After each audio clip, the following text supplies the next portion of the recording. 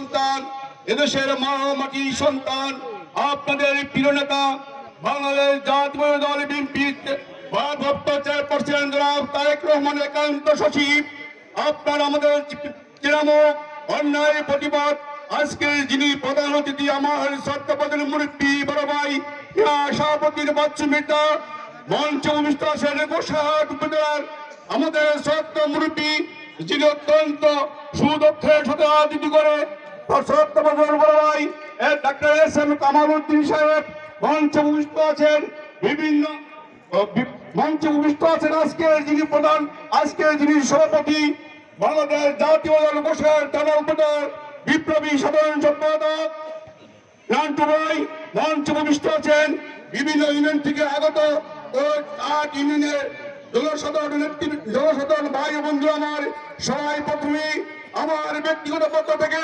আমার প্রিয় ভাই মিয়ানুদ্দিনপুর পক্ষ থেকে আপনাদের আন্তরিক অভিনন্দন জানাই।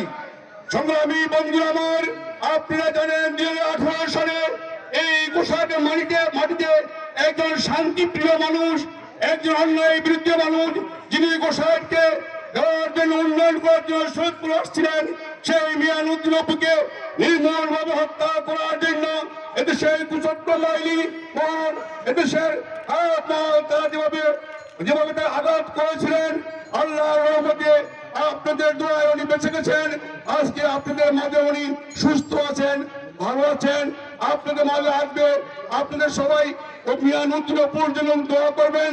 আগামীতে যেন আপনারা সবাই মিলে মিয়ানুদ্দিন অপুকে এই সরপুর 3 আসন থেকে সংসদ সদস্য আমরা সবাই দেখতে পারি, এই আশা ব্যক্ত করে সবাইকে ধন্যবাদ জানিয়ে আমার সংক্ষিপ্ত বক্তব্য শেষ করছি। সবাইকে ধন্যবাদ। আল্লাহ হাফেজ।